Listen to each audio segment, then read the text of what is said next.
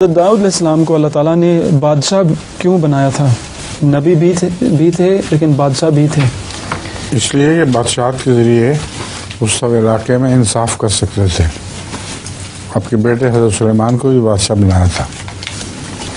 حضرت صلی اللہ علیہ وسلم کو نام تو بادشاہ نہیں تھا مگر آپ کو بھی بادشاہت عطا ہوئی تھی.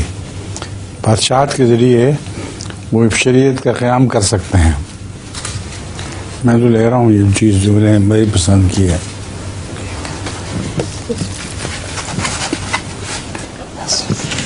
یس جی. اور السلام علیکم حضرت. وعلیکم السلام. اچھا، ایک شاعر نے نئے دوست کو نظم سناتے ہوئے پوچھا کہ کیا تم میری نظم غور سے سن رہے ہو؟ تو دوست بولا بالکل. تو کہتا ہے لیکن تم تو جمائیاں لے رہے ہو.